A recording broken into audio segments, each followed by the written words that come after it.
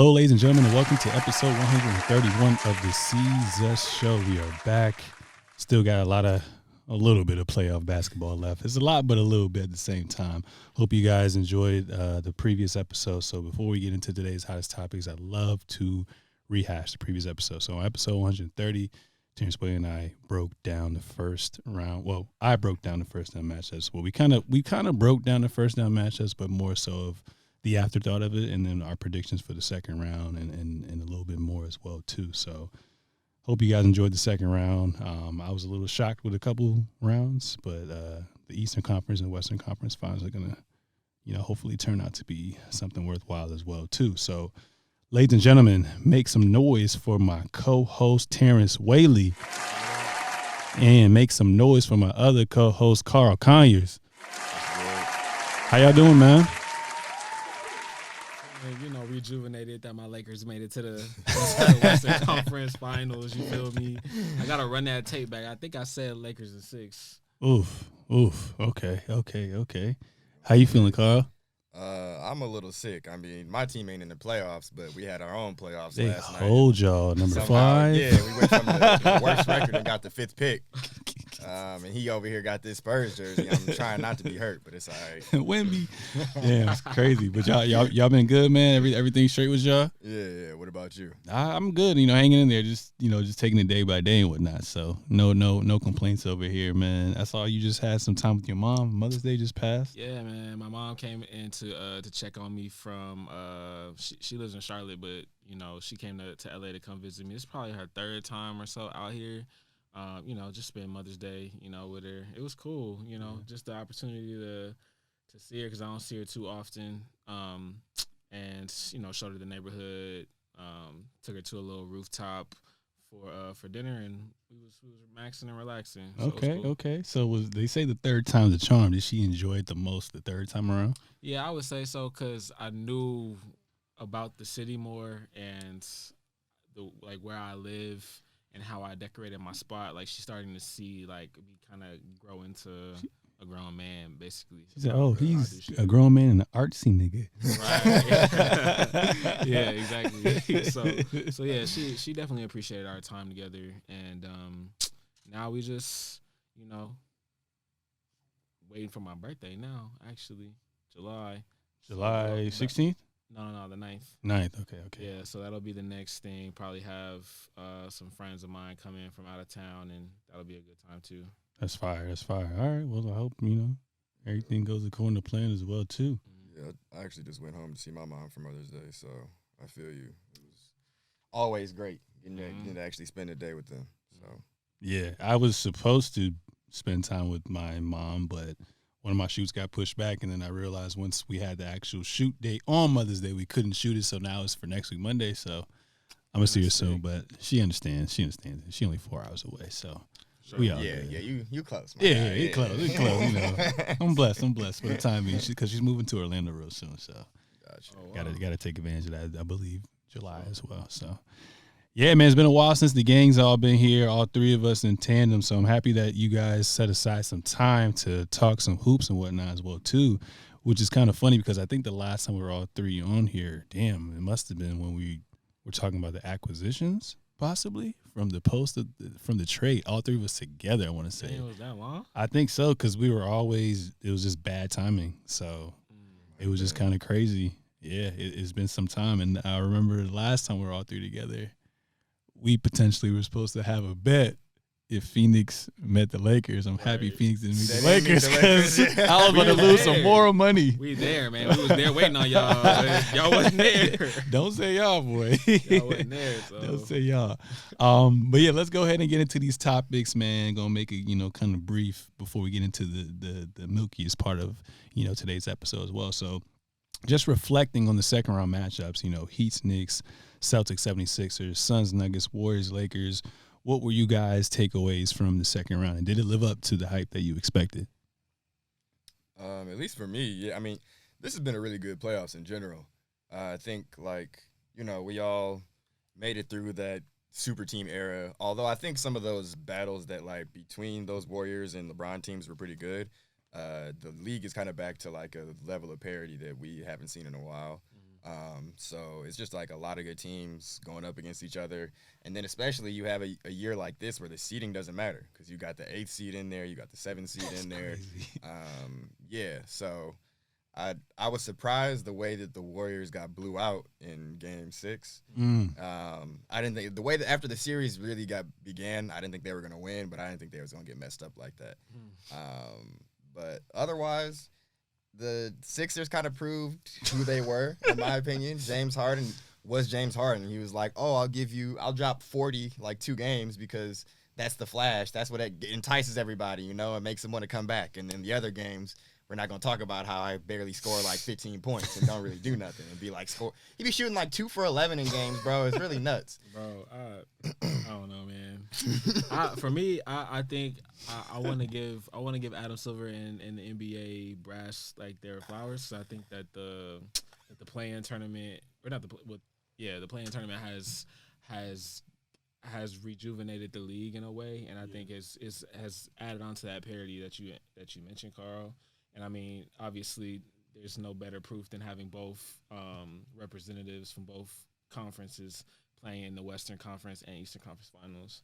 So I think for me, you know, watching the second rounds, I think, especially watching the Knicks and Miami series, even though like obviously I'm a LeBron fan and was you know watching that series, I found myself really like tuned in to that one more so than like any of the other like second round matchups. Yeah. Just because, like, I think I like Spoelstra. Like, I just from as an outside fan looking. He's the best coach in the league. I like watching him like make adjustments and how he goes through like a playoff series, and then also I like watching a game as a fan at home in the Garden. Like those games are just are cool and elite to me. But as far as the level of the level of competition, I feel like it's definitely been even. Yeah. Except, you know, Jimmy Butler just ended these niggas, bro. My bad. We watching the game. Jimmy hit a crazy shot. Got them up out of there with that. Yeah, I think that they've been great games. Coaching has been great. You know, the level of adjustments have been good. And now it's setting up these great conference finals games. So. Yeah, I kind of agree with you guys well too. I was probably most shocked with how the Warriors went out. I thought it was gonna go to 7 games, but you know, having your big three, Steve Kerr, in his Game 6, you know, the whole narrative about Game 6 Clay. I just thought they were gonna come out strong, and I thought Jordan Poole's gonna have a decent series, and I was kind of shocked. Once Austin Reeves hit that half court shot, I was like, all right, this is the type of game we're kind of going towards as well too, but. If it proved anything, that punch definitely, messed some things up with their chemistry moving forward as well, too. I feel like they weren't connected, and even Draymond came out and said that as well, too. Heat Knicks, I really wasn't surprised because I know who Julius Randle is. Yeah. So hopefully they can move on from him. I was talking to Carl before we started. I was like, if they can ship him for Pascal, I think they would be a little bit more better because I'm really trying to think, like, who can you get for Julius Randle? But who's going to, like, of course, for the Knicks, that's a good trade. Who with any type of real aspirations is trying to take on Julius Randle right now? I don't know. Maybe being in a new environment. Maybe New York is just too much for him. Maybe being in a new environment, he might, Why? I don't know. I just want New York to be relevant, and I feel like with him, their ceiling is second round tops. But yeah, so we weren't surprised Suns Nuggets. I said Nuggets in 5. He was just playing it safe, said 6, so you were right with that as well too. Okay. And Celtics 76ers, kind of like what Carl said. James Harden, who he is. Doc Rivers, who he is. And not sometimes. I do believe in energy, and I do feel like players can take on the embodiment, the energy of their players, and the coaches. So I kind of already knew, like, for a second I thought they had it when they went up 3-2, but I was like, for some reason, I just know if they don't close out this game and it goes to Game 7, then the Celtics are gonna just take that, and they took it from them. I think they made a huge mistake not like letting Tyrese Maxey kind of take them there in certain spurts. Like I think. I know obviously James is the player and he's your point guard, but I feel like Tyrese Maxey, I'm not sure which game it was where he dropped 30. I think it was game 5, I think, because it was on the road. Yeah. And I felt like at that point, that's when the shift of power should have went to Tyrese Maxey to get more looks. Mhm. And I think he just, especially in game 7, just didn't jump off the page to me like as he should have, I think, having the ball more. How do you feel about game 6? The 76ers are up the whole time, and Joel Embiid doesn't touch the ball under 5 minutes at all. Yeah, I mean, again, that's on him. I don't think that's on the coach, right? Yeah. I'm on the side of most what ESPN analysts were saying this week about how Doc shouldn't have been fired. Every year it's always a scapegoat. Like somebody got to take it, and it's always the coach, bro. It's never really the general manager or anything like that. But Embiid, like, his body language killed me all game 7, bro. Like, his body language was crazy. I'm like, bro, like, it's the NBA. You can get a 15-point lead down to 3, 5. We just seen the Lakers do it. I mean, third quarter, they cut the lead from 20 to 11, and then now you got a game in the fourth. Like, he just, as soon as Jason hit them 2 back-to-back threes, your leader, your league MVP is moping, walking back on defense. You have no chance. It's on him to, like, open and just be a better player in those moments. And I think I'll give it to him. Like, even LeBron had to learn, because LeBron had that moment too. When the Celtics was whooping his ass in 2008, 2009. So we gotta see. But I mean, we've been trusting the process for a minute, so we just gotta see. So is the process over? I don't think it's over, but I mean, look, you've been in the semi-conference finals for 3 straight years. Even if you got to the conference finals next year, like, even that just doesn't feel like where they want to be. And I don't think, even if that does happen next year, it's not successful. You want Joel to go get you in the finals. You know what I'm saying? So I just don't think how they're presently constructed that they'll get there. And no matter the coach. Before we go on, I just wanted to say something about the Warriors series. I feel like the thing that it proved to me the most was just, like, how good Steph is. Oh, yeah. And how much his team around him has aged out. Outside of, like, Jordan Poole is a whole different story, but, like, Clay and Draymond are just, like, not the pieces that they were anymore. I think Draymond still is. I think it was just a bad matchup. Draymond used to be able to do something on offense. Yeah. And that's really, I guess, what I mean. He used to be more of, like, never like a two-way threat, but at least, like, someone that you knew could give you, like, 14 points or something like that. Now he's just really out there, still great at defense, but because I felt like he took a step back facilitating, because you have Jordan Poole, who averaged like 20, Andrew Wiggins, all-star. He had Clay averaged, like 22, and then Steph averaging, 30? You talking about the postseason or regular? I mean, combine both of them as well, too. You expect those 4 to be the top dogs in scoring, and then he's more so, being that guy on defense and facilitating. And if he has to score, he will. But I agree with you. He could have been a little bit more aggressive. Yeah, I think it's just the only one who showed up with Steph. That's really, I guess, what I mean. Like, the other people are proven to be less dependable to me. And then I think it's just also just showing how good nigga Steph is. So would you have given, obviously not necessarily in this series, but would you have given the youth more of a chance to make mistakes so that when the series, maybe not last year because they were fine last year, obviously they won the championship, but like for this season to have come along better so that in those moments you don't look as old?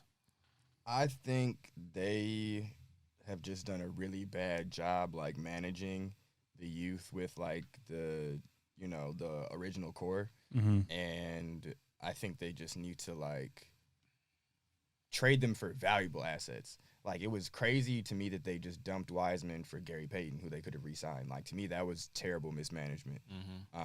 So, like, if you're going to get rid of them for someone good. But I think the time to really let them play would have been in the regular season. And, like, just try a bunch of different things out. But I don't really feel like they did, because they were in such a hole for so much of the season. They were just trying to, like, play their best guys the most. So I would have never guessed that Moody would have been the one that over Kuminga. Yes, that shocked me. But the more I watched him play, because he wasn't really getting that much, especially last year, he wasn't getting no PT. Yeah, he's actually, like, I don't know why he didn't play more, because he's long. He's not like, he wasn't locking anybody down, but nobody was really getting by him like that. Right, like, he's a decent, him. Exactly, he's a decent defender, and he was actually, I felt like damn near he didn't shoot a lot of them, but every time I saw him shoot a three, he was making them. And I was like, God damn. I mean, some at the end of the shot clock too. I'm like, those are the ones that kill you. Yeah. Timely ones. So I guess my next question, since you kind of added your extra 2 cents for the Warriors, wrapping that up, is, and this has been on different platforms, is the dynasty over? What do you do? I think you still have another year or so, because like dynasty doesn't mean you're not winning every year. No, I mean I look at it as, I mean, the 3 in a row, like those are anomalies, man. Exactly. I look at it kind of like the Spurs model. I was just about to say, when you look at like the Spurs or even like the Patriots, Tom Brady, like it just means that you're good enough that you're in the mix every year and you win every so often. Yeah. So I would need like next year and the year after for them to not even look like contenders for me to kind of say that it's over. So I can't really, and just really depends on what they do in the offseason, because Steph to me is still clearly in his prime. So if you can put a decent team around him and make the most out of what you have, I think that you're still in good shape. Yeah, and then the way the new CBA is set up, I don't think they can retain Poole, Steph. I guess I'm saying they can't have like 4 max players on their team now. But Jordan Poole literally was a waste of a roster spot this whole postseason. So you trade him? Absolutely. They need size. If they can get like a Miles Turner or something, that would be nice. They need a big. That was also the thing of like, when you talk about mismanagement, if you're getting rid of your only size in Wiseman, at least you could have brought in some type of height. Like it's just crazy to think, especially when you're in the Western Conference where you're gonna more than likely have to play Joker or AD, or potentially would have been both if they had won last series. And to think that you're gonna just outshoot everybody when they're able to take 100% looks at the basket versus you having to take 50% looks from the 3. Like it's just not a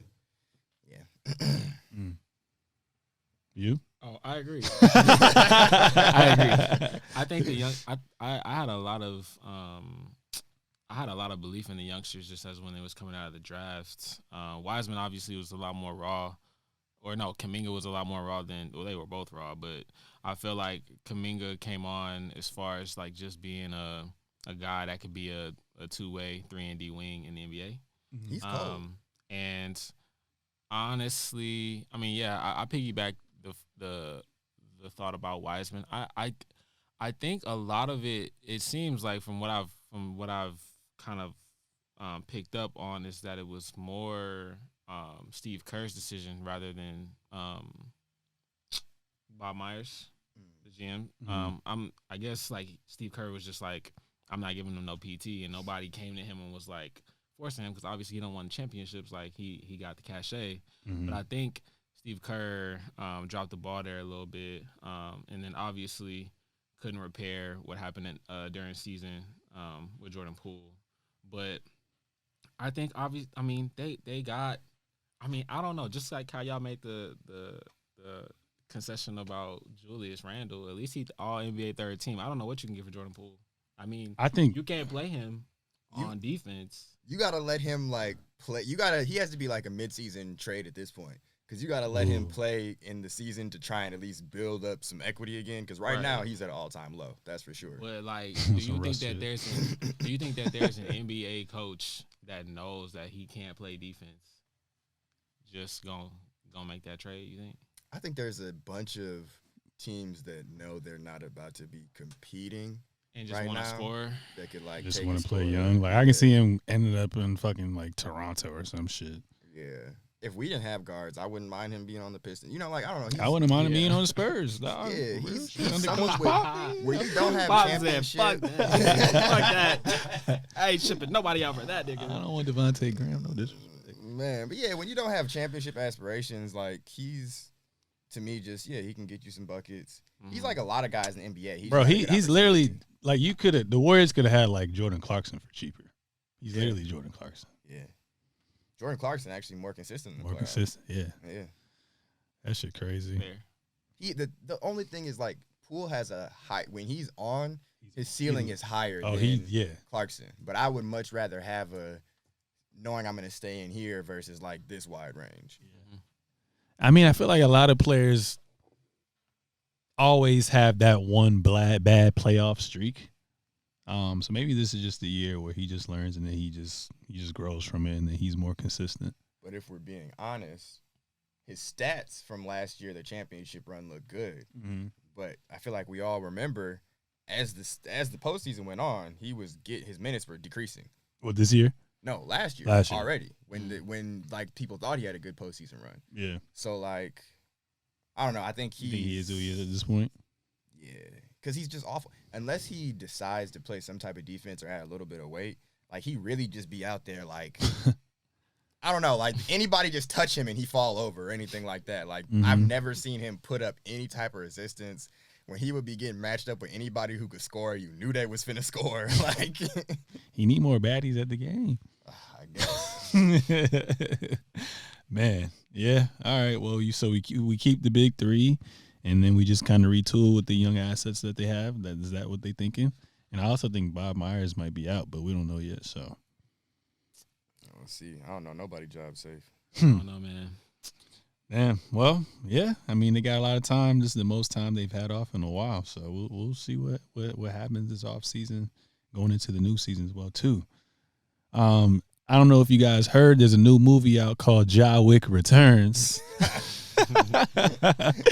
John Morant recently was suspended from team activities after another viral video showed him holding a gun in the car on IG Live. Now, this is not the first time that Morant has been involved in a controversy involving a firearm. He was also suspended for 8 games earlier this year in the regular season, which was about 2 months ago, for flashing a gun at a Colorado nightclub. Morant has apologized for his past mistakes and said he wants to be more responsible, but could face a significant suspension from the league to start next season. So, flashback, volleyball high school incident with his sister. Flashback, he had got in an argument when he was playing pickup. Flashback, the whole Pacers situation on the travel bus with the red laser, and then now as well, too. We talked about this last time, I think, when we were all three together. Actually, the last time we were all three together. It sucks that you come back and we got to talk about this shit again, but what are your thoughts on Ja Wick's actions? I need to dead something first before we even really get into this. I hear so many people talking about, like, well, he didn't do anything illegal. Bro. JJ. If you work for a corporation, regardless of how much money they're making and you're making, if you work for a corporation, you sign contract to work for this corporation, and you go home and you tweet, "My boss is a bitch," you can get fired. You haven't done anything illegal. That's not against the law, but you work for somebody, and that goes against their bylaws. Yeah. So, like, at the end of the day, no, it's not illegal for this nigga to own a gun. But like, you work for somebody who says don't do that shit. So yes, they are more than well within their rights to discipline you for that.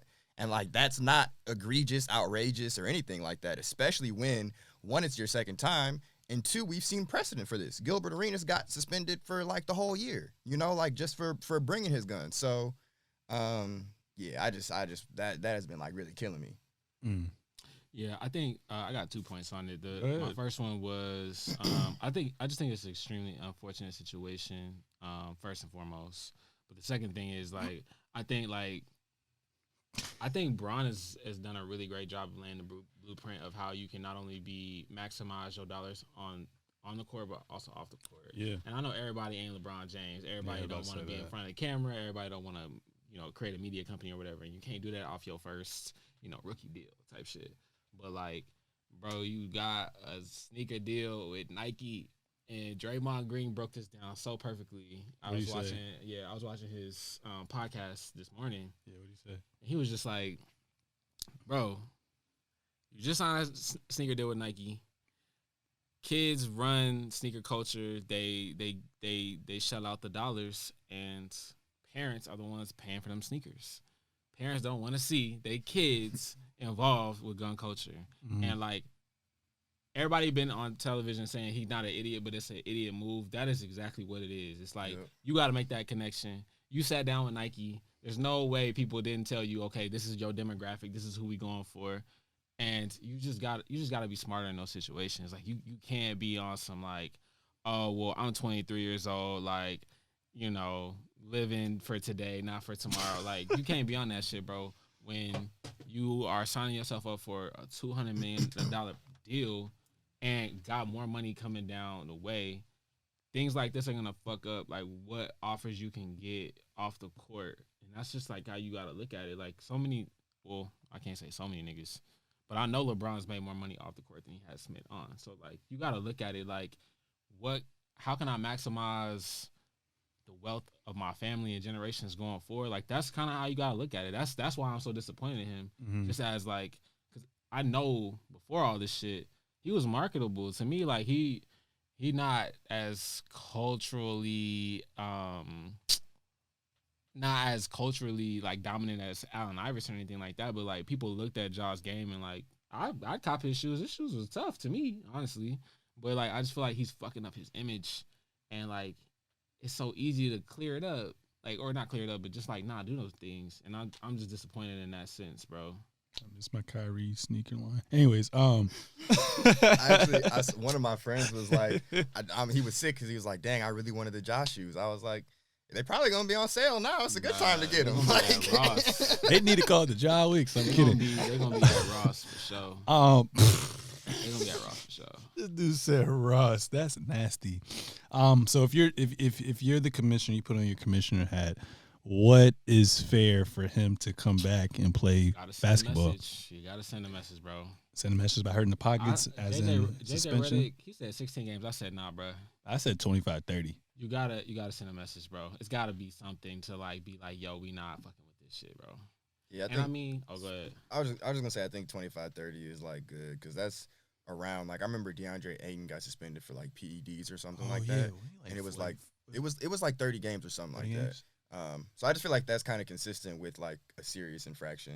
Mm-hmm. I'd be cool with 30. 30? Yeah. 30 and hella counseling over the summer.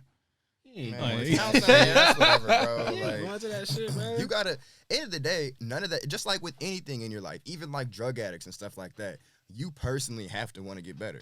Like you can do all of that, but if you don't care, if you're not trying to get better, it doesn't matter. It's like, what are you trying to prove? And I know there's a lot of hood niggas in the NBA who, gangbanger are associated with them as well too. But like, why would you on IG Live? Like, what are you doing? That's the crazy part. It's a lot of niggas who are really about that life in the league, and none of them be on this shit. And like, I don't know specifically Ja's background, but from all that I've seen, it's not really that. Yeah.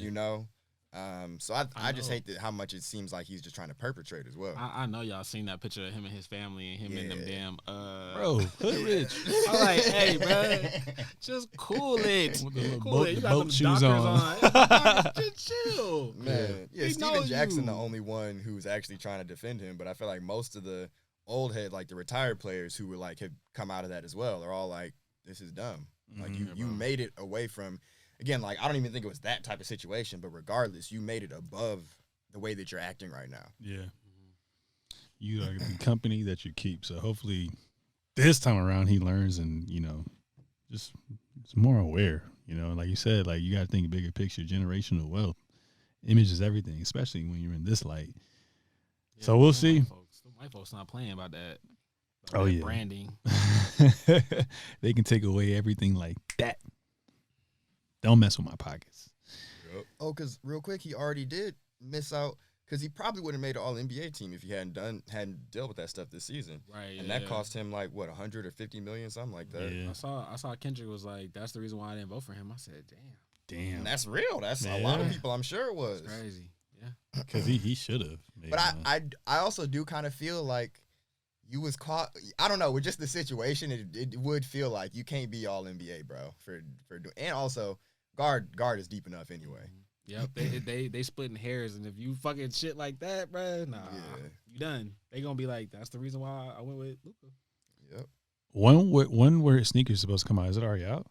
Which one? He's got like a slate of them. Ja Morant? Different types of colorways. They're already out though. Like you can buy it at stores. There's a pair that's out. Yeah. Oh damn. Because I remember his sister was wearing a pair in like one of her games. I didn't know it was that. Damn, that's crazy. Yeah, we'll see. So the draft lottery came up. So I'll just read from 10 to 1. So 10 was the Dallas Mavericks. 9 was the Utah Jazz. 8 was the Washington Wizards. 7 was the Indiana Pacers.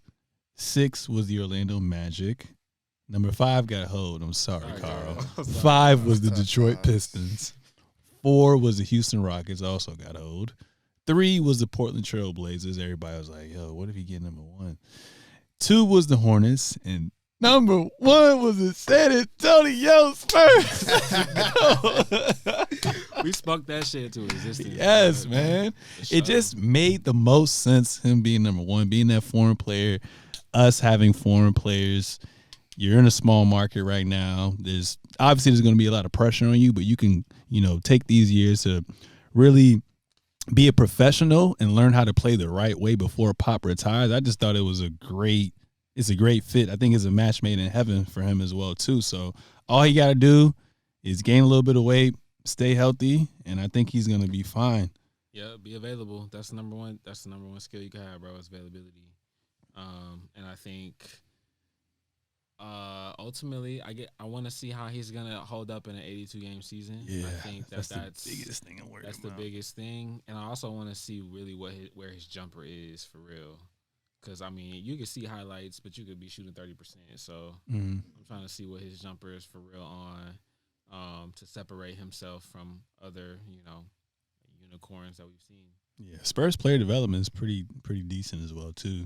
Kawhi jumper got better over the years. Tony Parker ended up getting good. Ginobili, Tim Duncan. Y'all have probably the best player development in the league. Yeah. So, yeah, I think he's gonna be fine. Probably about year 3. That's my only thing is I hope that I've been seeing so many things about the improvement that they made from the year they drafted David Robinson. The same thing for Tim Duncan. It's both of those guys were 4-year dudes. Mm-hmm. So I feel like that's just kind of completely different. They were coming in as grown men. Yeah. And then 2, Tim Duncan, the only reason they got him was because David Robinson was injured. So it's his rookie year, he got another superstar. Yeah. Ain't no other superstars on the Spurs right now. So yeah, I hope that he's just not a victim of some of these crazy, and I don't think he will be, but I just hope that he's not a victim of some of these crazy expectations that, of course, are already being placed expectations are already crazy right now. I think one of them said if he ends up amounting to KD or Hakeem, he's a bust. That was Broussard. I saw that earlier. I was like, you just want clickbait. That's clickbait. Yeah, you just want clickbait. Come on. He don't have to be that. I hope he end up being a top 15, 20 player. I hope he makes us relevant. I hope we can go to the playoffs, but not just make the playoffs, but be a true championship contending team and possibly win a ring. That's what I care about at the end of the day. Yeah, I just obviously you want to see him get to that second contract because the way shit is going nowadays, you can lose people. So obviously we need to make sure that these next couple of drafts hit as well. Yeah. And I have full confidence in the Spurs to make that happen. Yeah. It got to be a smooth transition too with Pop because he's only going to be for 2-3 more years. He getting up there. Yeah, because the Spurs, they've had those middle of the pack, mid lottery picks, and they just haven't hit because you need to be in that top 5, top 10. Yeah. So I think they're probably going to be a top 5, top 10. I think they're going to be a lottery pick team for the next 2-3 seasons too, and that's okay. I think they've done I guess it depends on what you mean by hit, because I feel like all of their draft picks in the past couple of years have turned out at least to be decent players. They definitely haven't drafted any stars, but yeah, I get that's what I mean. Okay. Yeah, because now it's just going to be supplemental pieces to. Yeah, I'm talking about players that you'd be okay with half the league being in your starting lineup at least. Got you. No, they just right now they have a bunch of solid role players that I feel honestly, a year or two would be okay. Hopefully, we got somebody else really good in the draft, and now we have a bunch of pieces, almost like the Lakers, that we could trade to get to bring in another star. Yeah. Only untouchable right now is probably Keldon. I like Keldon. Gonna be all right with them. I like Keldon. Yeah. I like also who's the 2 guard? What's his name again? Well, we're not talking about the pick from 2 years ago, right? You talking about I'm talking about Vassell. That's what I meant. But okay. He had a knee. His knee kind of messed up, so I don't know. But when he was playing, he was fill cool. it up a little bit. He in that 17, 19 point per game. Mm. I seen him hoop. Yeah, he's cool. Do you like our draft pick from last year? Suchan? Yeah. No. But look, I get it. I get his game, but I felt like there were other players we could have picked. Who else was available? Wasn't he like the 14th or something like that? Let me see. Y'all can keep talking a while with that. I can't remember what pick he was. I think he was late lottery. I guess while he's looking it up, as a Detroit Pistons fan, man, you guys had the worst record in the entire NBA, yet you get the 5th pick, man. How do you feel about that? I'm devastated. He was the 9th pick, by the way. 9th, damn. Who got drafted after him? I guess most notable you could say Williams. is Jalen Duran. And for Detroit, right? And Jalen Williams too, right, from OKC. Yep, Walker Kessler at 22. A lot of people missed out on that. Oof. Jay Williams would have been cold though. That probably would have been the other one. It's just Walker Kessler. Christian Braun's doing fine, but he's a role player off the bench. Yeah. Mark Williams. That's who I wanted. Yeah. I wanted Mark Williams. Got him solid. I think they really like Zach Collins for some reason. Man, it would have been great if we could have fell to 7 and had Shaedon Sharp. That dude is amazing. Just jumped out the gym. Like, yeah. I wonder if the Hornets are going to go for best available or someone's going to trade up. Like the Blazers trade up. Let's say the Blazers trade to get the 2nd and they get Scoot. Do you ship Dame now? And you have. The Blazers just like they done came out like 5 times since the lottery, which was just yesterday. And kind of said like they're trying to build a team around him. So, although I got you the 3rd pick this year, I really feel like they are about to. Like I was joking, I was like they're gonna sign Dylan Brooks and call it a day.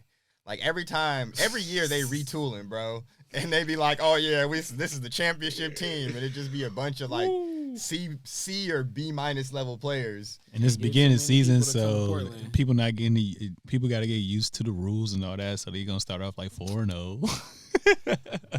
Exactly. And lose 10-15 straight. I don't know, but I feel like somebody needs to go pillage the Toronto Raptors, bro. Like they got so many assets. They got so many assets, but they don't want to make a trade. But I feel like I think they're gonna do it this offseason though. Masai was just looking around through the trade situations, just seeing what he can get. And I think now he's gonna be like, all right, I'm about to offshore all you niggas. I think they're also trying to free up just more touches for Scotty Barnes. Because like he didn't You really still high on him? I think he'll be a good player. I just also think he didn't have an opportunity to really show more this year because like you have Fred VanVleet, you have Pascal, you have Gary Trent, you have OG Anunoby, and like all of them have decently high usage rates.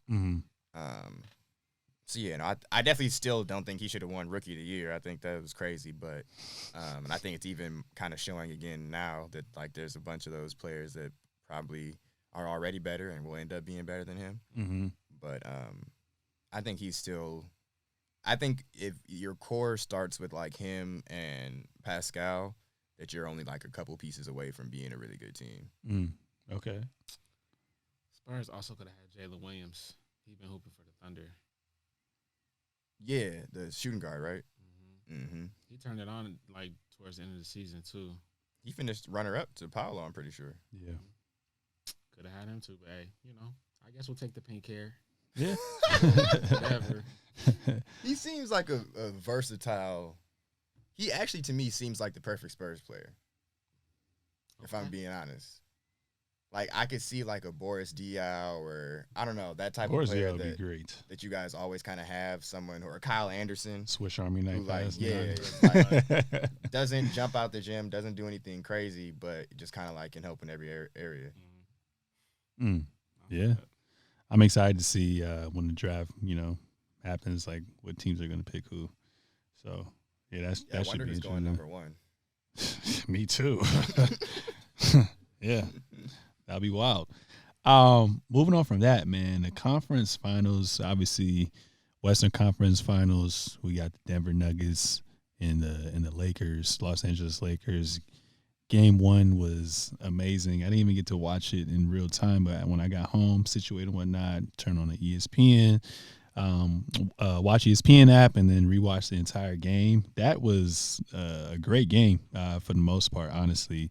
Nuggets came out firing on all cylinders. I didn't really get to for the Lakers are the best defensive team, but like to actually watch the game that's already been recorded, and then like I had to rewind a lot of times because the offense of the Nuggets is so OD. Granted, they hit some timely shots, but they're in constant ball movements, constant pin downs, constant dribble handoffs. They're always going to get a good look no matter what. I think in the fourth quarter, when they started kind of playing to the crowd a little bit and kind of going one-on-one and kind of went away from playing their style of basketball. But if they can play their style of basketball from quarter 1 to quarter 4, I think it's going to be a long series as well, too. One thing that I'm kind of worried about is once you take away the front line of Joker, you're going to have to find a way to stagger minutes between Joker and Aaron Gordon. So you got to hope Aaron Gordon will get in foul trouble as well, too, because the Lakers were taking advantage of their size. So that's something to look out for because you know they're not going to play Thomas Bryant. You know they're not going to play DeAndre Jordan. So they're going to have to find a way to stagger those guys' minutes as well, too. The Nuggets made some timely shots as well, too. Michael Porter Jr. was cooking. Bruce Brown, who's going to be huge, was cooking. And KCP was cooking as well, too. How high of a clip can they knock down their shots? And then how high of a clip can Jamal Murray be consistent? Because if you already know what Joker's going to do, but if Jamal Murray can't be consistent, it's going to be a shortened series. But I really, really like what I saw from him as well, too. We kind of talked about this off air. The debate between Joel Embiid and Joker's over. Like, even though he's full on defense, I take all the intangibles that he has on offense. He's amazing. Like, AD can't guard on one-on-one. They had to resort to putting Rui Hachimura on Joker and having AD roam, which is smart. But I feel like now, if you're going to do that, because I feel like the Lakers, what they're going to do is they're going to start Rui Hachimura next game and probably have D'Angelo Russell come off the bench, and they're going to go straight to that as well too. They're going to watch enough game footage to know that they're not going to keep Aaron Gordon in a dunker spot. So they're going to have basically what the Warriors did. They're going to do the exact same thing as well too. So I think they're going to be smarter to kind of figure that out. But it's going to be interesting because even with me hyping up the Nuggets right now, the Lakers still cut it down to 3. If LeBron doesn't take that 3, knowing that Jamal Murray has 5 fouls and a drive to the basket with like 40-something seconds left, it's a different outcome as well too. But they did what they were supposed to do, took care of game 1. So I'm excited to see what adjustments are going to be made on both ends. So AD is going to have a great game. I mean, great series through game 1 through whatever as well too. I think LeBron is as well because the Nuggets play relatively pretty good team defense, but they can definitely get taken advantage of on that end as well too. But I think right now, although I love what I'm seeing from the Nuggets, I still feel like the Lakers are going to find a way to win the series. So I probably at first I had Lakers in 6. I think it might be one of those series where it's just going to be the home team wins, and then game 7 is just going to be up for grabs. But what were you guys' thoughts on game 1 and what's to come for the entirety of the series? I wasn't shocked at how the Nuggets started game 1. I think, ultimately the Lakers have been one of the worst transition team defenses in the league all year. And altitude, got to get used to that. And with the altitude, I just saw within the first 5 minutes the way AD, Bron, and D'Angelo were running back on defense. It was just food for them ultimately. I think with the Nuggets or with the Lakers defense this series, they're going to have to do a pick your poison option, whether they go with Jokic scoring the ball or taking away his passing threat. And I think that they showed that hand by putting Rui on Jokic and letting AD roam. I think that they'd rather watch him score one-on-one rather than allowing the role players to get off. And I think that ultimately in game 2, we'll see a lot more Bron on ball, which will then hopefully get us even better looks than we did in half court. You don't think he was too much on ball game 1 even? No. especially in the second half. I thought in the second half, Yeah, of course. Ultimately, in the fourth quarter, I mean, he just knew what needed to be done. Mm-hmm. But I think in this series, he got away with it last series by allowing, and Austin Reeves, obviously, like, you can get your own offense against, some of the Warriors' perimeter defenders. But I think in this series, the way Denver's going to score at a clip, at their efficiency clip, Bron's got to get good looks every time down the basket or every time, every possession. So I like how we attack them on offense. And then, obviously, like, Denver, as far as giving up paint points, they're like one of the worst, at protecting the paint. So I like the matchup as far as AD and Bron, how they will score, how they'll get in the paint. I think that will last throughout the series. I'm sticking with my prediction in 6 because I don't think the Lakers will lose a home game in this series. Mm-hmm. I think that just our role players play better on the road, and I think, in my opinion, the way I was watching the game, the Denver Nuggets took advantage of every single thing I think that they can do to the Lakers, and even in the winning moments of the game, like they also had some miscommunicate. 3 Austin Reeves threes were all from miscommunication on switches. Oh, you talking about in the fourth quarter? Yeah, in the fourth quarter as well too. So right. So I mean, in my eyes, like, I feel like they made hella timely shots. Shots was like shit, like, just in their face. It was actually OD. At the TV. I'm like, it was actually OD. This can't happen. But I'm more excited to see about the in game, or not the in game adjustments, but the adjustments that the coaches will make between Eric Gordon being in the dunker spot. He's gonna have to screen being, on Jokic, but then also what they plan to do about us picking out Jamal Murray and pick and roll. So yeah. I'm excited to see what their plan is for that too. And that's how so many of those miscommunications were happening, is because, like, I don't know, bro. It was just like they just like, oh, as soon as somebody's come stand here, don't even be trying to put in a hard screen. I just don't know what to do. Like, am I gonna go on LeBron? Am I not? Yeah. How about I just let this person who could really still stay on their man instead of me hopping out to the guy who scored on me literally every single time. Either scored on me or got the foul every single time. Yeah. Let him switch on to me. Yeah, that shit really. Honestly, like, I was watching the game, and, like, I'm not usually super vocal when I'm watching the game. You were vocal, but like in the fourth quarter, after like the 9th time that Jamal Murray just let the switch happen, I was like, bro, like, what are you doing? Like, you trying to lose? Yeah, but I mean, after them 2 Austin Reeves threes, it was like I saw the communication. He was like, "Fuck!" Like, he was trying to tell. I think it was Michael Porter Jr. Yeah, who was guarding Bron at that time. And he was like, "Come back, so and I he was can like, go over. Yeah, I can't leave. Yeah. He's it too. So yeah, like, they definitely got to work on that. Yeah. But I also saw Draymond, another, like, I need to watch Draymond's that podcast, because he be going through, like, he be delivering the information about how he would, like, do the defense, or like who I would pick out. He's a smart ass basketball player. And he was like, another adjustment I would do is making Michael Porter Jr. the low man, which is the person who's the last line of defense on the weak side of the court, basically, when it gets swung, like, to the other side. Yeah. So he was like, because he's not a great decision maker or effort player when it comes to just being the last line of defense. And he was going through, like, nasty strategies of how the Lakers could basically make him that. Giving him free. Yeah, giving a free masterclass tutorials. That's some bullshit. It's good. It's good. But the Lakers cannot have Austin Reeves on Michael Porter Jr. That was one of the worst things I saw, bro. I think Rui's going to start now. D'Angelo comes off the bench. And then I think LeBron's probably going to have to start off guarding MPJ. Yes, and he's going to be tired. He's going to be tired. He'll be fine. Michael Porter Jr. hits. He's a good scorer and good shot maker, but he's not, like, he doesn't work you. You know. I mean, he's constantly moving though. LeBron wants to chill as much as possible on the defensive end. If LeBron was just chasing after Steph, bro, I think he'll be all right chasing after Michael Porter Jr. To be honest. Yep. So I like, again, just the matchup. I like, even though Jokic is going to get his points against whoever's guarding him, AD is also going to get his points. Yeah.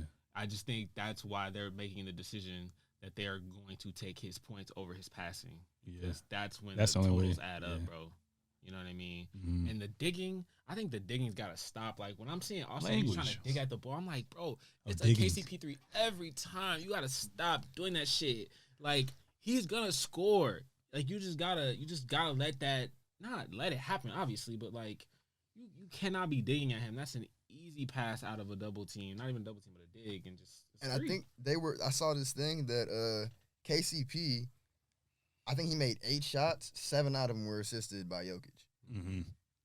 And so, yeah, like, you just can't – he going to find them.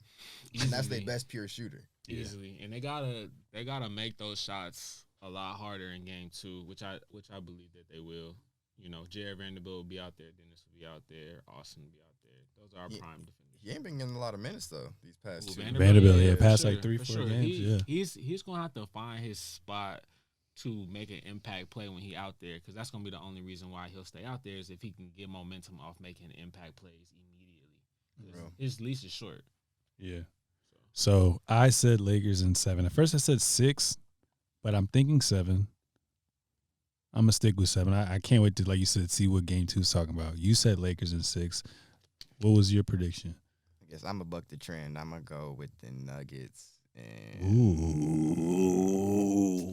in 6. Nuggets in 6? The only reason I say that is because I think they're going to win, but I cannot go against LeBron in a game 7. Yeah. So okay. If they go to game 7, I don't really know. But I think if they can end it in 6, it'd be different. Yeah, that's true. So that'll be interesting if the Lakers do steal game 2. They haven't lost, like you said, at home yet. Right. Could be a 3-1 situation. Yeah, I think they lost the game because they came out flat, in the first half. And I'm never one of those types of people that says if this play doesn't happen, you would have been right in the game. Obviously, that Jokic shot is tough, and that Jamal Murray 2-pointer at the fucking end of the shot clock was tough. But I mean, if you keep the lead from being a 20-point lead and keep it at 15, you just give yourself a better shot to win. And I know they'll be locked in game 2 for sure. Yeah, I mean, like I said, I can see both adjustments that can be made and will be made. So that's the one thing a Bron team gonna do. He gonna find the players that don't like to play defense, and he is going to punish them for all 7 games. Yeah, so take his time with it.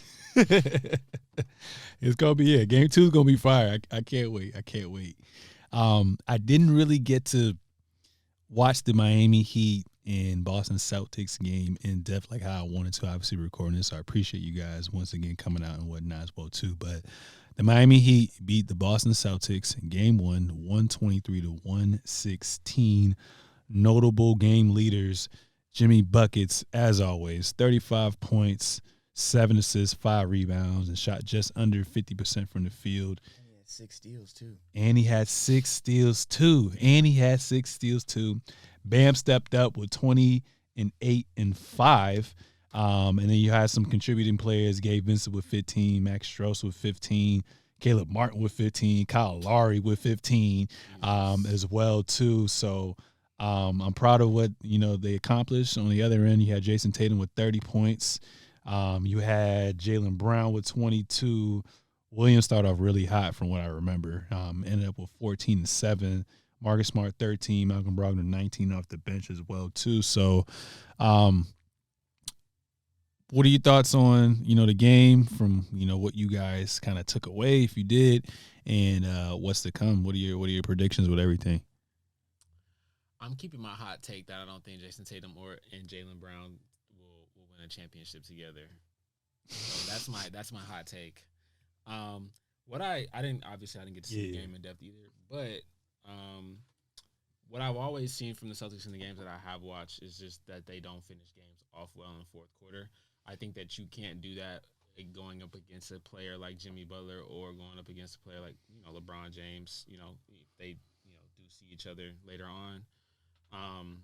I think the thing about why I like the fact that Miami is playing them is that from what I've seen, like when they made the stumbles against Boston, whether it was Game 5 in that series or letting Atlanta hang around a little too long, I think, in my opinion, Miami and their coaching staff is going to make you pay for your mistakes. And I feel like with Jimmy's level of competitiveness, they were gonna stay in most of these games. They won't be able to run away. And I feel like there's a piece of the Boston Celtics that like I feel like they just kind of they lollygagged a little bit through the season, and now they in a position where they're gonna have to play a tough, battle tested team and coach. And I think in my eyes, I got Heat in 7.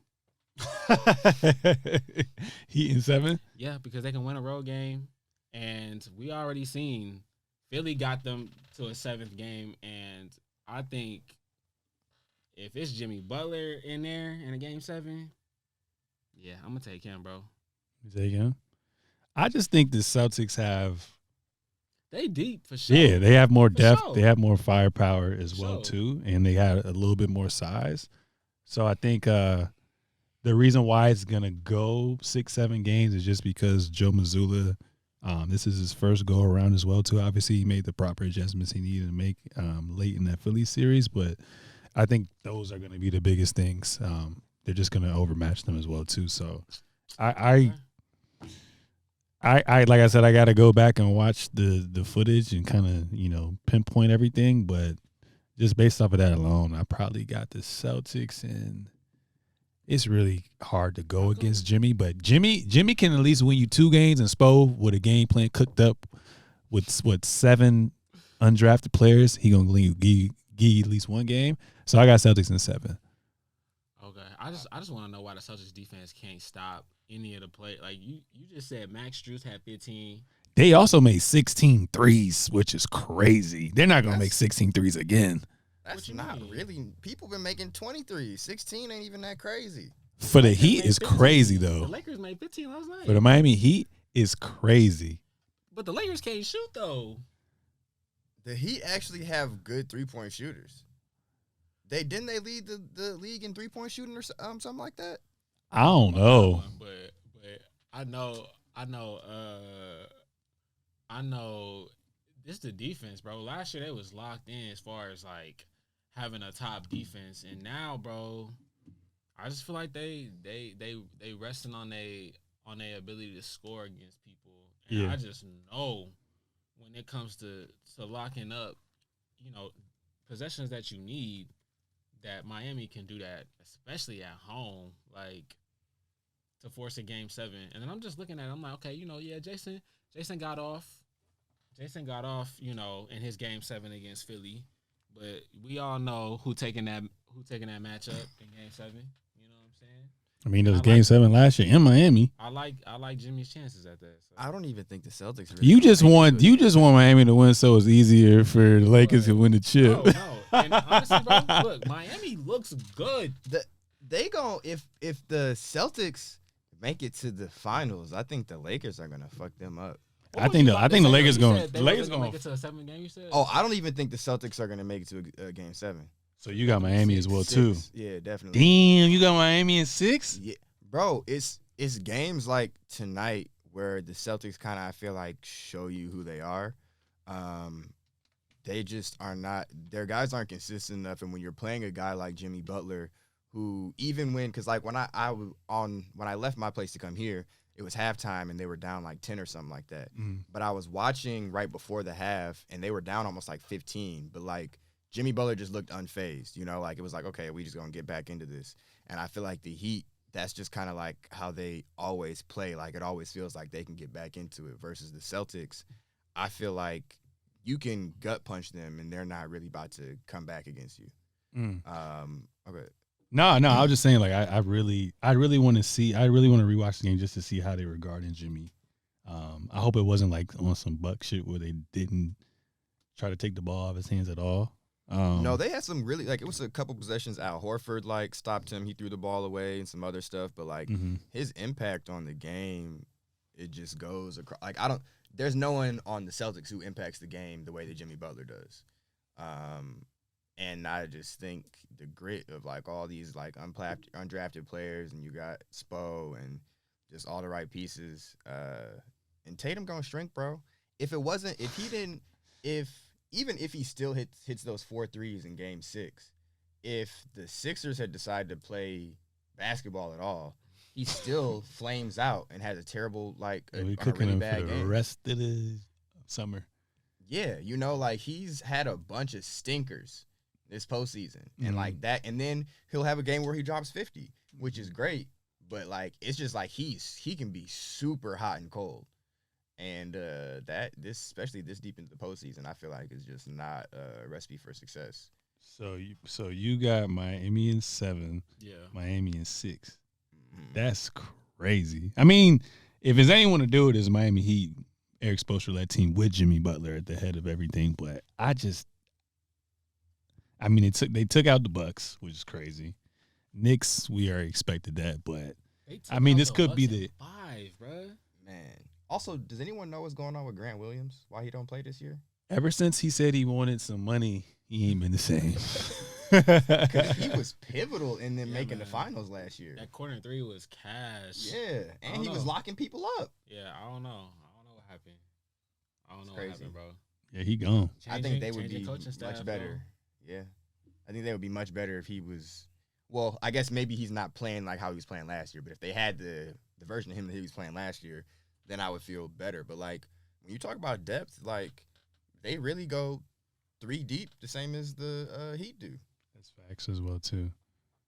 Well, what's your prediction? I got Celtics in 7. Oh, okay. Yeah, then. yeah. All right then.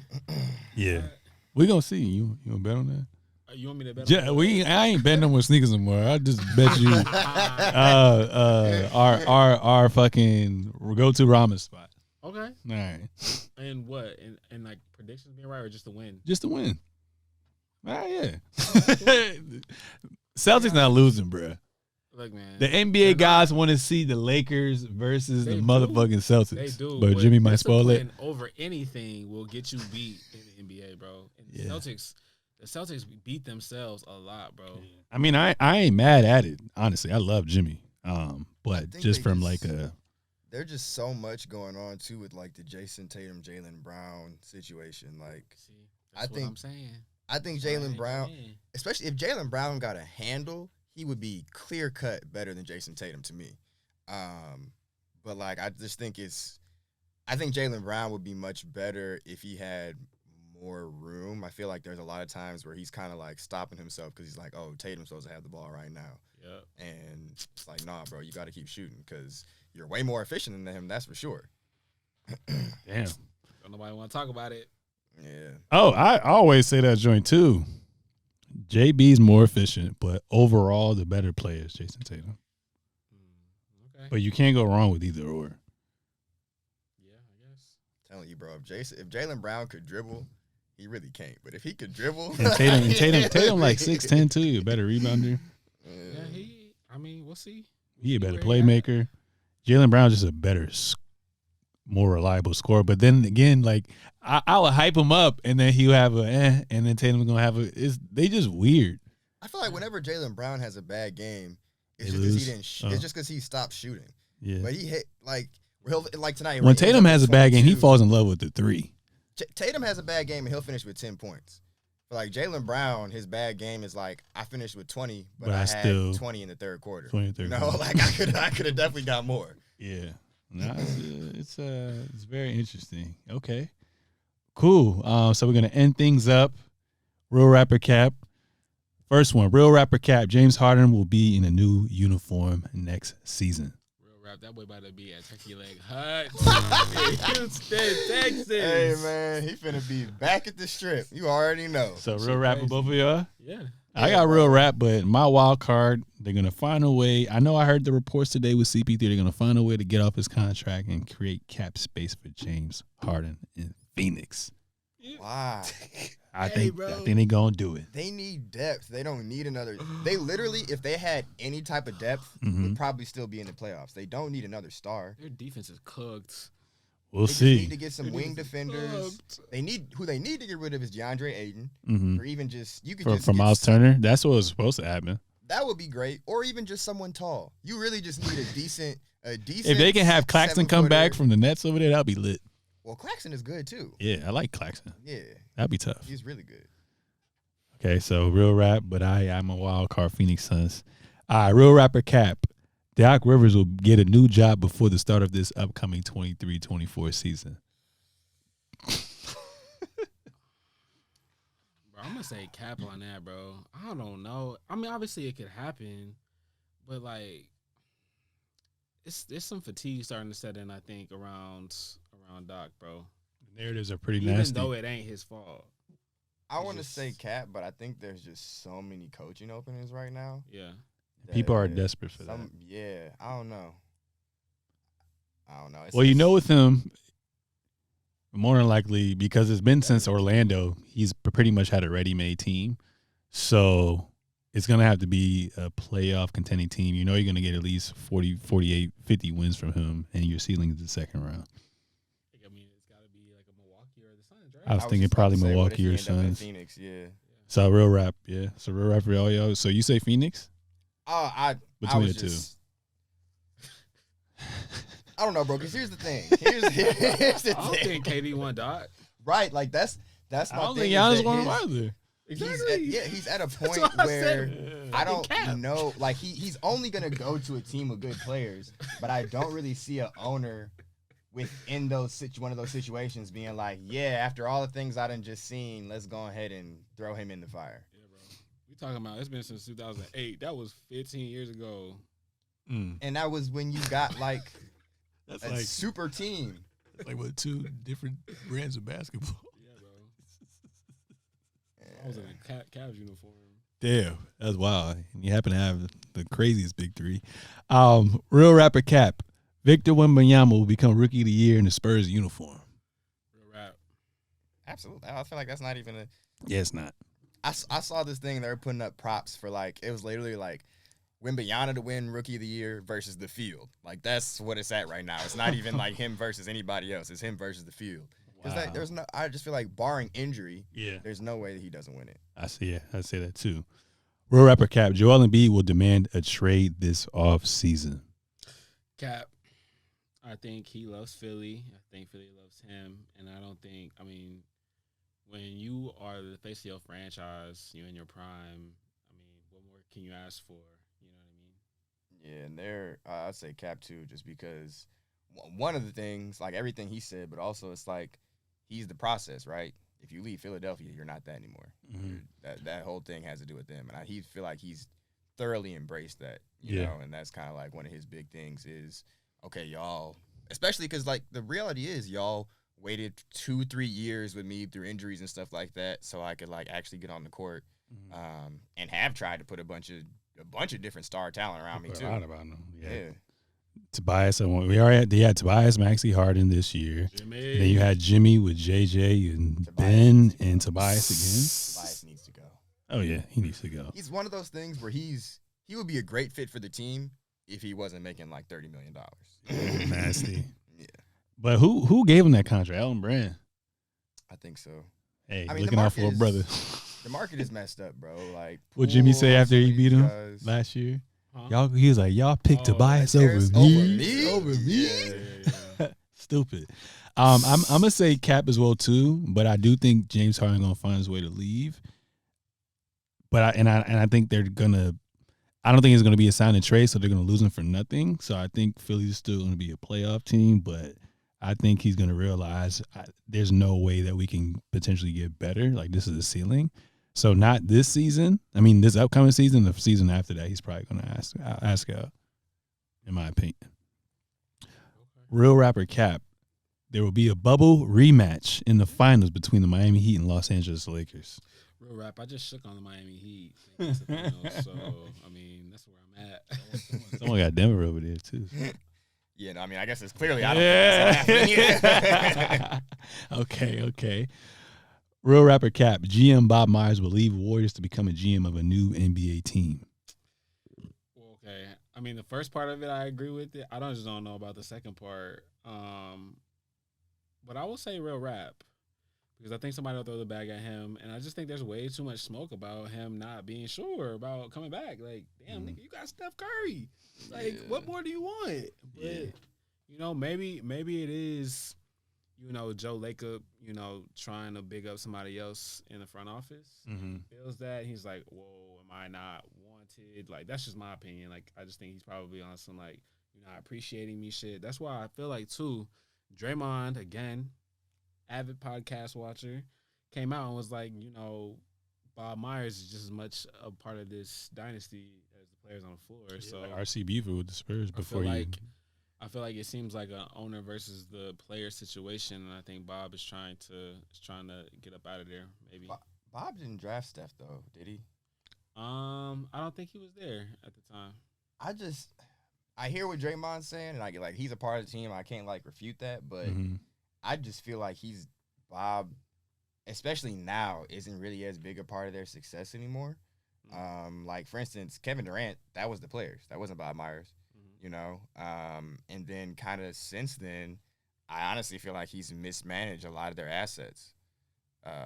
Like, of course, again, you win a championship and that masks up a lot of things, but I just think they've done a really bad job, like, managing. Like, it probably in the beginning would have been better to trade some of those picks instead of drafting those kids, and then now, like, okay, you did draft them, but there's no room for them to really grow on the team, and I don't know. I think they'd be all right with a reset. And I mean, obviously, you mentioned it earlier, but he got a lot of flack from Warriors Twitter for that trade with Gary Payton. Yeah, Gary Payton. They was pissed about that because you could have It's not even the fact that you traded Wiseman for Gary Payton, which is a weird trade in the first place. Yeah. But it's the fact that like you literally could have re-signed Gary Payton and then just you could have kept Wiseman or you could have traded him for something else. But like you just traded for a piece that you let go for no reason. Yeah, I'm gonna say real rap to the first half, but I think he's gonna just take a step back for a while, and then he's gonna come back to a good situation. Like I can see him eventually like go to Houston or some shit. He better not do that. He better not go to Houston. They're talking about Masai potentially leaving. If he leaves, maybe I could see him going to the Raptors. Yeah, but that shine, I don't know. You think that shine wearing off a little bit? Masai? Yeah. I think because when we talk about player growth and stuff like that earlier, we're saying like the Spurs were the best. Raptors I think the Raptors are the second best. Sure. So I think he hopefully has earned himself a little bit of a leash because a lot of their players like Fred VanVleet was undrafted, Siakam was a late pick. Like even though Scotty Barnes was still a lottery pick, he wasn't like top 3 or whatever. Definitely wasn't supposed to go that high until they picked him. Exactly. So they really, even OG Anunoby, like they've killed the draft since he's been there. So yeah, that's facts. Okay. Real rapper Cap, last one. Draymond Green will be on a new team this upcoming season. Cap. I am disappointed that my man Austin Reeves can't get no love on the real rapper Cap. You need to have Austin Reeves in here somewhere. He hooping right now. He is. I feel like with Austin Reeves, he gonna get the bag. Oh, I was about to say, don't be disrespectful. He gonna get the bag. Okay. But I wonder if there's one of those things where if he goes to another team, obviously playing with Bron and you playing with AD. But if you go to a new team, are you still gonna be solid? Yeah, he would hoop. Yep. Yeah. Mm-hmm. Who you think better? The battle of the white men, him or Tyler Hero? Me personally, I like two-way players. I think he could be like, if he goes to a team that doesn't have a lot, he could be like Gordon Hayward or something like that, you know? How tall Gordon Hayward? He's 6'7"? He's definitely tall. Like Austin's 6'4", right? Oh, no, I thought he was like 6'6". Yeah. Austin Reeves 6'4". Yeah. Austin Reeves. And Gordon Hayward 6'7". Yeah, my bad. Yeah. But yeah, I feel like he can be that, like, I could potentially give you, if I'm the lead guy, I could probably give you like 24 and 5 and we'd be decent.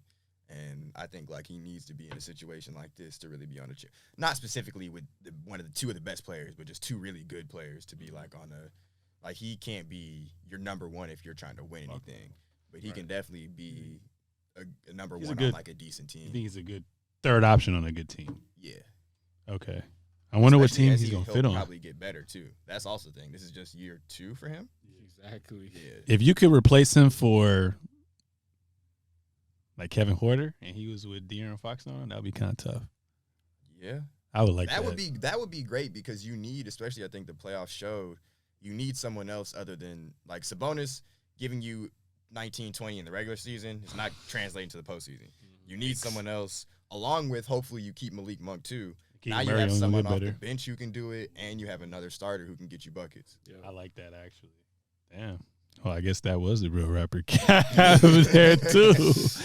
I'm glad. Actually, I would really like him on the Kings now that you said Yeah, that. that's kind Y'all of need to tough. chill. He gonna be in a Laker uniform. No, y'all ain't gonna They pay said they him. probably, especially now with this new CBA, I don't think they're gonna be able to. You talking about a development team though being able to offer him north of $50 million, A development team. like a team that has cap space. Kings got cap space. Kings got the cap space. They have how much? I think they're gonna have the most cap space. They definitely gonna have more than I know. AD and LeBron's salaries add up way more than De'Aaron Fox and Sabonis. I mean they can only offer like $350 million. Yeah. I think that's fair for him, but he going after the bag. I This thought I is- saw you're done. 4 years, $50 million, which is even less. I think he can give you. He can probably get 15 to 20 mil.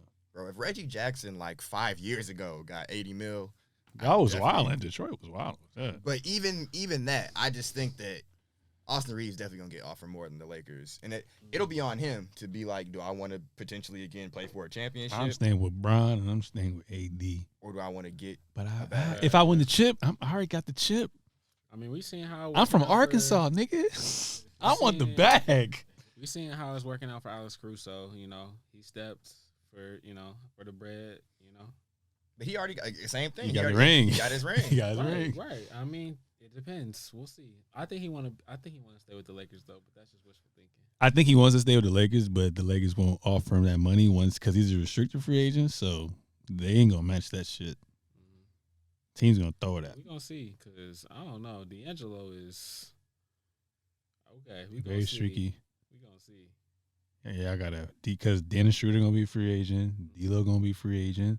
Rui Yeah, gonna we be got a a free lot of agent. players Basically, with everyone team y'all traded options. for, they all gonna be free agents. Yeah. So But they're gonna have most of to- them have team options though. Yeah, but I feel like out of all of them, aside from D'Lo, Austin Reeves probably gonna be the most expensive.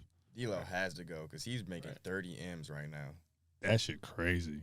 Nut. But that's how you know Timberwolves be fucking talent starved, bro. That and when the East was washed back in the day too, because he got that contract from the Nets, right? No, I think It wasn't the Nets. I think that was the Warriors. The Warriors gave him I that think the bread to Warriors match up gave him with that. Wiggins' Yep. contract and flip that shit. Yep. And immediately got off that nigga. That's funny. Yeah, I mean, we gonna see. We might have to make another bet with Austin Reeves. He ain't gonna be in the Laker uniform after they potentially get this chip. I think we gonna see. I think if they win the ship, he's gone. He's going. For sure. Yeah. Damn. That's fair. That's a fair point. That's fair. Any closing remarks for episode 131? Go for your dreams. You know what I'm saying? I put down one of my. Real quick, sorry guys. You got it. Number one, I just picked up my phone. Warriors GM bracing for a split. Wow. Well, at least we were right. Yeah, Yep. we're right. We're right. That's just gonna stay in the episode. It's not gonna be a chopped up video. So thanks sorry. for I'm telling me sorry, that. Oh, no, Yeah. you're good. I was just gonna say, Follow your dreams. Believe in yourself. You know what I'm saying? Manifestation, all of that. I believe in all that. So definitely just stay strong in what you believe in. For real. Real talk. Shit. Yeah. I Do mean, you, that's- man. Especially, look, I know, of course, not everybody out here, but especially in a place like LA or some of these other big cities. Los it's- Angeles. It's easy to get caught up in other stuff. And, Los Angeles. Yeah, definitely just got to make sure that you be you, walk in your path, and be your best self, man. All right. Josh, stay off them guns, bro.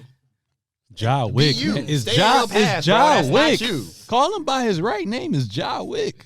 For real, Man, I hope my friend who do the graphics, I hope he has the Photoshop Ja Wick. nigga ain't even seen a gun until like 4 years ago, probably. And when he bro. flashed the gun, he be cheesing too.